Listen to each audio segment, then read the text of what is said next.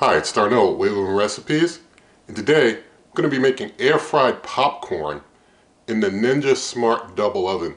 And we'll see how it does making some popcorn right now. So the ingredients for this cook are very simple. Got a half a cup of popcorn kernels here. Just going to put those on the bake pan.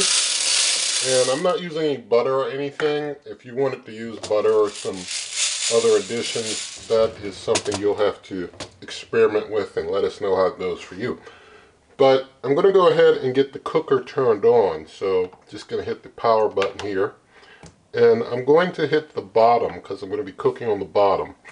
And let me turn it a little so that you can see better. Turning up the air fry.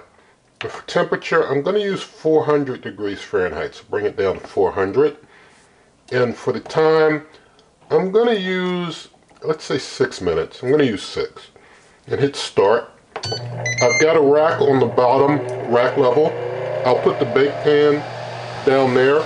And over top of it, I'm going to use the air fry basket. I'll put that over it, turned around. You'll see how I'll do it so that it catches any kernels that pop up so that they don't, go popping around in the oven. But we'll get things in a moment.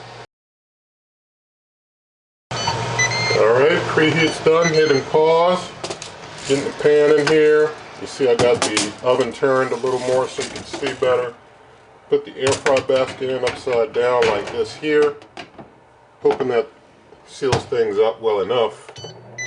I'm going to let things go ahead and cook, hoping that you can see in there. I'm going to turn the light on, which is going to kind of drown out the display here, but it'll help you to see the popcorn a little easier.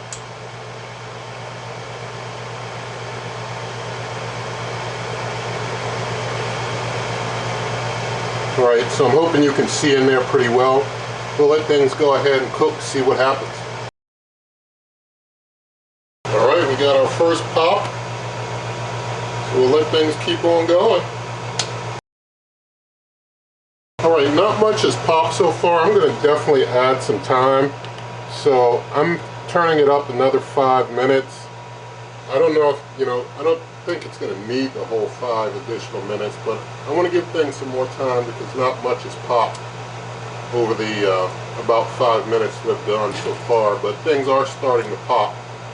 I saw one kernel just kind of get out that didn't fully pop yet, but it seems like for the most part the basket on the top is working. Even if some kernel does fall to the bottom, there's no heating elements on the bottom of the cooker, so things should be okay. As long as nothing gets over into the air fry fan or the heating elements on the side, we'll be fine. But I'll let things keep going for a while longer here. Alright, I'm going to stop things now because I'm starting to see kernels that look like they're getting a little burned or a little overcooked. So basically you want to run things for, not 5 or 6 minutes, but somewhere a little less than 10 minutes, maybe 8 minutes, maybe 7 minutes, however long you think is good for your kernels. I'm going to let things set in here for maybe another minute or two just to let things continue to pop in there for a little while until I don't see any more popping going on. Alright, I think the popping has stopped at this point, but you're going to need a time, I think, somewhere maybe between 8 to 10 minutes. You'll have to feel it out for your cooker. But I hope this gives you a good idea of how it's done. I'm going to try and get this top off. Lord willing, no more will pop on me.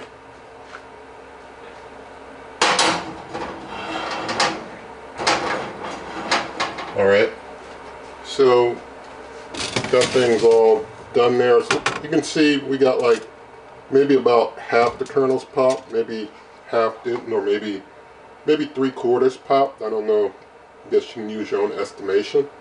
I'm just going to let things just sit right here and basically cool down for a little bit. Then I'll bring you on back after they've cooled down a little bit. But I was able to stop them before anything got black burnt. I just saw that they were starting to go from that brown to starting to almost get burnt, when I stopped it. So I think these will be good to go, but I'm going to just let them cool down a bit. Alright, so just gave things a moment to just kind of set and maybe just cool down just a touch and let you see so that you know nothing was touched at all. You know, you can kind of play with this with your own cooker. You know, maybe I could have gone up to 410, 420, or 425, and I think 425 probably would have been too hot. But you basically get the picture of how this works, and this cooker allows you to do it without trouble. So, oh, drop something there. So I'm just getting some kernels here, put into the bowl for some taste testing. So we'll go ahead and we'll do a taste test with these. Alright, so thank God for some freshly popped corn, and let's do a taste.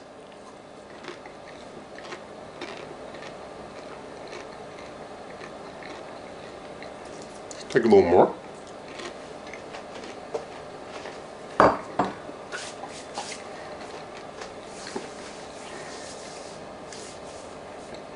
Okay, the popcorn, I'd say it's not burnt.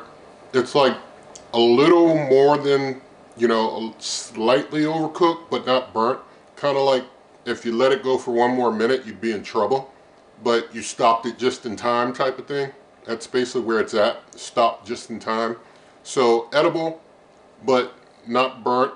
But, you know, if you'd stopped it maybe a minute sooner, probably would have been less, you know, cooked than it is. But still, it'll work. You know what I mean? It'll work. So this is how you can do popcorn in your own cooker. And, you know, as long as you're able to configure things to get a basket or something on top of that pan so that it catches anything that's going to pop up. You don't want anything popping around inside of the cooker. This is all that you want to make sure that you prevent there. Have some, you know, something that allows airflow but is covering, like air fry basket or something. You got to get something configured like that. The Ninja Smart Double Oven makes it easy. And so nothing in this video is sponsored, nothing given to me or any of that sort of stuff. In the video description are lots of ways to help the channel, such as my cookbook, merch, membership, donations, Amazon shop link. Pay the same price, help this channel for whatever you want to buy there. Also, you can always check out my blog, superwaveovenrecipes.com. With all that said, if you liked the video, please give it a thumbs up, share the video with a friend, leave your comments, subscribe to the channel, hit that notification icon, and good eating.